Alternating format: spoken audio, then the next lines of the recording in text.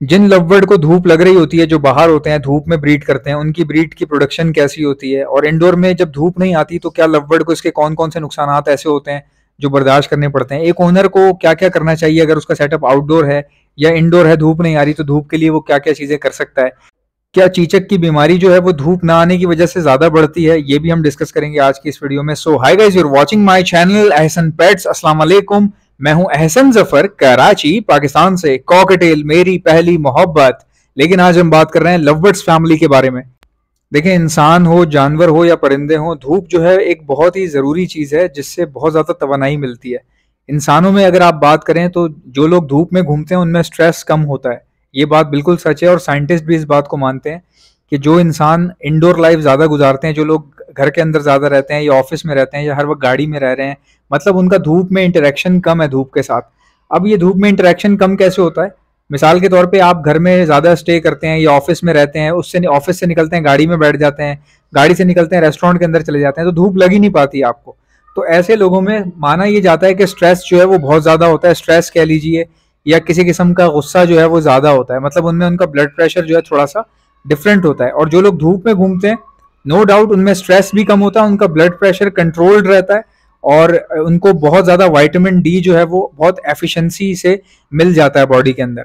अब सोचने वाली बात यह है कि बात हम कर रहे हैं लवबर्ड की और मैं बता रहा हूँ इंसानों के बारे में, तो धूप जो है वो लवबर्ड में भी इसी तरह ही काम करती है। किसी भी परिंदे के अंदर धूप जो है वो एक तवानाई की तरह काम करती है।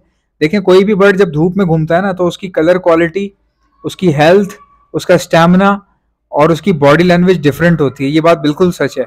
और जो इंडोर बर्ड्स ब्रीड करवाते हैं हम लोग, क्या वो ठीक नहीं होते? ऐसा बिल्कुल भी नहीं है कि इंडोर बर्ड जो होगा उसकी बॉडी लैंग्वेज अच्छी नहीं होगी। उसकी भी बॉडी लैंग्वेज उसी तरह होती है जिस तरह आउटडोर के बर्ड की होती है। फर्क होता है, थोड़ा बहुत फर्क पड़ता है, बिल्कुल मामूली सा फर्क पड़ता है। जो इंडोर बर्ड है वो उसकी खिदमत बहुत करनी पड़ती है। अगर आप उसकी देख रेख नहीं करेंगे तो वो कमजोर हो जाएगा। लेकिन जो आउटडोर में ऐसा होता है कि इतनी ज्यादा देख रेख नहीं करनी पड़ती। एंड नो डाउट जो बर्ड धूप में होता है उसमें बीमारी लगने के चांसेस कम हो जाते हैं, बहुत ही कम हो जाते हैं। और जो इंडोर बर्ड होता है उसकी देख रेख करनी पड़ती है, संभल के चलना पड़ता है, देखना पड़ता है कि कहीं इसकी आंखों में इन्फेक्शन तो नहीं हो रहा। देखिए, बर्ड को जो है वो दो चार चीज़ों की ज़रूरत पड़ती है। एक तो वेंटिलेशन की। वेंटिलेशन मीन्स के हवा का कहीं से दरगुजर हो, कोई रास्ता हो ऐसा जहाँ से एक जगह से हवा आ रही हो और दूसरी जगह से निकल रही हो। तो ऐसी स्पेस जो है वो बर्ड्स के लिए हेल्दी होती है। अगर आपके पास हवा का जो है वो कोई अच्छा निज़ाम नहीं है, उसका निकास नहीं है या उसका दाखिली रास्ता अच्छा नहीं है, तो फिर आपको बर्ड बहुत कम क्वांटिटी में रखने चाहिए। अगर आप ऐसी जगह पे, घुटन वाली जगह पे ज़्यादा बर्ड्स रखेंगे तो ऑक्सीजन की कमी हो जाती है, जिसकी वजह से ह्यूमिडिटी लेवल भी डिस्टर्ब हो सकता है और आपकी ब्रीडिंग जो है वो डिस्टर्ब हो सकती है। और इसी तरह की जगहें जो हैं वो बाइस बनती हैं बीमारी का, चाहे वो आंखों में फैलने वाला इन्फेक्शन हो या फिर चीचक हो या फिर डायरिया हो या फिर कह लीजिए आप किसी किस्म का बुखार हो जो परिंदों में पैदा हो जाता है। लेकिन एक बहुत ही अजीब सी बात है कि जितने भी दुनिया के नंबर 1 ब्रीडर्स हैं या जो टॉप 10 ब्रीडर्स हैं या टॉप 100 ब्रीडर्स हैं दुनिया भर के, पाकिस्तान समेत, तमाम के सेटअप जो है वो इंडोर के अंदर है और उनके पास ब्रीड भी सबसे ज़्यादा आ रही है। जाहिर सी बात है, जो टॉप 10 ब्रीडर्स हैं वो टॉप 10 या टॉप 100 जो है वो इसलिए बने हैं क्योंकि उनके पास प्रोडक्शन बहुत अच्छी आ रही है। तो इस बात से भी ये जाहिर होता है कि जो इंडोर ब्रीडिंग होती है वो बहुत अच्छी होती है अगर आप उसका ख्याल रखें, प्रॉपर उसका निज़ाम बनाएं और पेयर को अच्छी फैसिलिटी फराहम करें, खाने पीने को अच्छा दें और उनके केजेस का साइज़ बड़ा हो, तो ऑब्वियसली इंडोर में बहुत अच्छी ब्रीड आती है। और अभी मैं इस वक्त आपको बताऊं, पाकिस्तान में आप कह लीजिए कि मोर देन 80% जो सेटअप हैं वो इंडोर के अंदर हैं। पाकिस्तान के अंदर मोर देन 80% सेटअप जो है वो इंडोर हैं। मेरे ख्याल से 15 से 20% जो सेटअप होंगे वो ही आउटडोर होंगे, वरना ज़्यादातर जो है वो इंडोर ही हैं। और इन लोगों की माशाल्लाह प्रोडक्शन भी बहुत अच्छी है और अर्निंग भी बहुत अच्छी है। अब कंपैरिजन में अगर आप बात करेंगे सनलाइट की, तो ऑब्वियसली सनलाइट का बेनिफिट होता है और वो बेनिफिट इस हद तक होता है कि आपको आउटडोर में बहुत ज़्यादा सफाई भी नहीं करनी पड़ती। अगर आप सफाई ना भी करें, आउटडोर में ये फ़ायदा होता है कि 2 महीने में एक बार सफाई करेंगे तब भी आपके बर्ड चल जाएंगे, 3 महीने में एक बार सफाई करेंगे तब भी चल जाएंगे। मैं एक भाई से मिल चुका हूँ जिनका सेटअप मैंने विजिट किया था और उन्होंने बताया कि पिछले 4 महीने से सफाई नहीं हुई।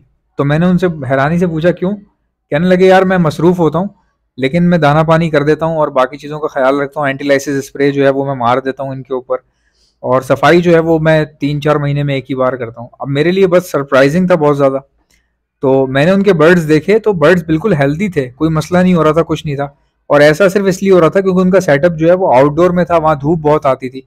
तो जहाँ पर धूप आती है वहाँ पर कह लीजिए कि बैक्टीरिया जो है वो पनपता नहीं है इतने अच्छे से, पलता नहीं है, तो वहाँ पे बैक्टीरिया कम होता है। लेकिन यही अगर आपका सेटअप इंडोर हो और अगर आपने मिसाल के तौर पे 2 हफ्ते में सफाई नहीं की, तो वो फिर जो है ना आपका सेटअप खराबी की तरफ जा सकता है। मैं तो यही मशवरा देता हूँ कि इंडोर सेटअप में डेली बेसिस पे थोड़ी थोड़ी सफाई होनी चाहिए। अब मिसाल के तौर पे अगर आपका इंडोर सेटअप है, ठीक है, और आप जो है वो सफाई डेली नहीं कर रहे, सफाई नहीं कर रहे, अब क्या होगा, महीने बाद अगर आप कर रहे हैं तो आपको पूरा दिन लग जाएगा सफाई करने में, क्योंकि इतना गंद आप जमा कर ही क्यों रहे हैं। हमारी आदत है, हम लोग गंद जमा करते हैं और इतना उसको बढ़ा देते हैं काम को, फिर उस काम को एक दिन में करने की कोशिश करते हैं, फिर हम चिढ़ जाते हैं, फिर हमारे घर में मसले हो जाते हैं, या बात करने में हम थोड़ा सा स्ट्रेसफुल लहजे में बात करते हैं। ये सब इसीलिए होता है कि आप चीज़ों को ठीक से मैनेज नहीं करते। अगर आप डेली बेसिस पर सफाई करेंगे तो आपको थोड़ी थोड़ी करनी पड़ेगी, स्ट्रेस कम होगा, टाइम भी कम लगेगा, तो डेली बेसिस पे मैनेज हो जाएगा। वो बंदा जो इतना टाइम जो है वो चीज़ों को देखता ना हो और फिर एक ही दिन में कोशिश करे कि मैं पूरे महीने की सफाई कर लूँ या पूरे साल की सफाई कर लूँ, तो ये फिर उसके लिए भी नुकसानदेह है, उसकी हॉबी के लिए भी है, उसके बर्ड्स के लिए भी बहुत ज़्यादा नुकसानदेह है। अब बात की जाए अगर चेचक की बीमारी की, तो चेचक की बीमारी जो है वो इंडोर में ज़्यादा फैलती है या आउटडोर में ज़्यादा फैलती है? मैंने अभी तक जितनी भी चेचक की बीमारियां देखी हैं वो इंडोर के अंदर देखी हैं, ज़्यादातर मेजॉरिटी जो है वो इंडोर के अंदर थी। और वजह क्या थी? हवा का ठीक निज़ाम नहीं था, ऑक्सीजन लेवल बहुत कम था, ह्यूमिडिटी बहुत डिस्टर्ब थी वहाँ की, और हब्स हो रहा था बहुत ज़्यादा। चेचक जो है वो हब्स से होती है। और दाना अगर मट्टी वाला इस्तेमाल करते हैं आप, देखें कई लोग दाना धोते हैं, धोने का तो मैं मशवरा आपको कभी भी नहीं दूंगा भाई। जो बंदा दाना धो कर देता है ना अपने बर्ड को, धोता है और सुखाता है और अपने बर्ड को देता है, वो बंदा अपने बर्ड को कमज़ोर कर देता है। ठीक है, थोड़ी बहुत डस्ट होती है दाने में, होती है, माल आता है कहीं से, दुकानों पर होता है, थोड़ी बहुत डस्ट हो सकती है। लेकिन बहुत ज़्यादा डस्ट हो किसी दाने में तो वो दाना इस्तेमाल ना करें, अच्छी जगह से दाना लें और कोशिश करें कि दाना अच्छा हो, मतलब कि बहुत ज़्यादा साफ भी ना हो, बहुत ज़्यादा गंदा भी ना हो। साफ से मुराद ये कि कुछ दाना होता है वो दिखने में साफ लग रहा होता है लेकिन उसमें कहीं ना कहीं ज़ाहिर है थोड़ा बहुत तो डस्ट पार्टिकल होता है, तो वो चल जाता है। लेकिन अगर आप बहुत ज़्यादा ख़राब जगह से दाना ले रहे हैं, बहुत मट्टी है, तो क्या होता है, बर्ड जब दाना खाता है ना तो उसकी आंखों में मट्टी उड़ के आती है, लगती है, तो उससे भी इन्फेक्शन फैलता है आंखों के अंदर, चेचक भी हो सकती है। लेकिन वैसे अगर इन्फेक्शन में और चीचक में बहुत फ़र्क है, बहुत ज़्यादा फ़र्क है। इन्फेक्शन जो है वो जलन की वजह से होता है आंखों में, और चेचक जो है वो हवा में जब नमी बहुत ज़्यादा बन जाती है, पसीना आता है, हब्स हो जाता है, गैस जब किसी जगह पे जमा होना शुरू हो जाती है, तो चेचक जो है वो गैस की वजह से बनती है, हब्स की वजह से बनती है। ये फ़र्क है इन्फेक्शन में और चेचक में। इन्फेक्शन में आंख लाल हो जाती है, स्वेलिंग होती है, आंखों से पानी आता है, इनिशियल स्टेजेस पे पानी आता है, उसके बाद आंख में स्वेलिंग हो जाती है, इसको इन्फेक्शन कहा जाता है। और फिर आहिस्ता आहिस्ता अगर ये आप इसको क्योर ना करें तो ये बढ़ जाती है। लेकिन चेचक जो है वो दाना होता है, पॉक्स होते हैं, बॉडी के अंदर फैलना शुरू हो जाते हैं, खासकर आँख के पास, चोंच के पास, पैरों के पास, जिस्म में, यहाँ तक के ज़बान के अंदर भी जो है वो पॉक्स हो जाते हैं। जैसा कि आप जानते हैं कि ब्रीडिंग सीजन आ चुका है, हमारे पास ब्रीडिंग मल्टीविटामिन है, calcium plus vitamin D liquid भी हमारे पास आता है, प्रोटीन लिक्विड भी है। इसके अलावा एंटी लाइसिस स्प्रे जो परिंदों के ऊपर मारा जाता है ताकि उनकी जुएँ ख़त्म हो जाएं लेकिन बर्ड्स को कोई नुकसान ना पहुंचे, इसको परिंदों के ऊपर मारा जाता है, ये भी आपको हमारे पास से मिल जाएगा। अगर आपके पास महंगे बर्ड्स हैं और आप उनके चिक्स बचाना चाहते हैं तो चिक्स को बचाने के लिए डॉक्सीसाइक्लिन का इस्तेमाल किया जाता है, ये आपको हमारे पास से मिल जाएगी। डॉक्सीसाइक्लिन जो है वो सेहतमंद बर्ड्स को दी जाती है, चाहे उन्होंने ब्रीड की हुई हो या ना की हुई हो, या बच्चों को भी। 6 मंथ का इसका कोर्स होता है जो कि एहतियातन करवाया जाता है सेहतमंद बर्ड को, ताकि उसमें किसी किस्म का इन्फेक्शन ना आए। तो इन्फेक्शन से बचने के लिए भी डॉक्सीसाइक्लिन इस्तेमाल होती है, ये आपको हमारे पास से मिल जाएगी।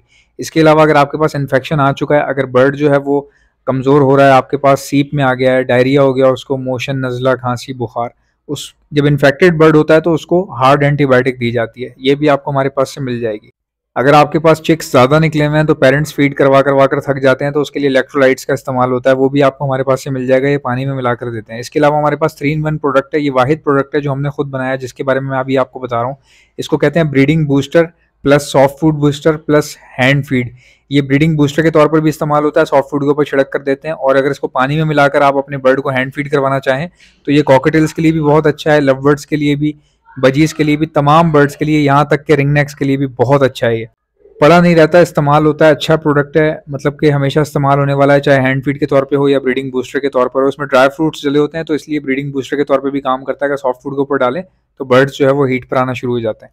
और अगर बर्ड्स ने ऑलरेडी ब्रीड किया हुआ है तो फिर जाहिर सी बात है बच्चों के साइज़ जो है वो गेन हो जाते हैं, अच्छे साइज़ के बर्ड्स निकलते हैं। अगर आपको इनमें से कोई भी चीज़ मंगवानी है, ऑर्डर करने का तरीका क्या है, जो भी चीज़ चाहिए उसका नाम लिखें और सेंड कर दीजिए मुझे मेरे व्हाट्सएप के ऊपर। मेरा व्हाट्सएप का नंबर है 0327231040। इंशाल्लाह मिलते हैं नेक्स्ट वीडियो में। वीडियो को लाइक, चैनल को सब्सक्राइब। अल्लाह हाफ़िज़।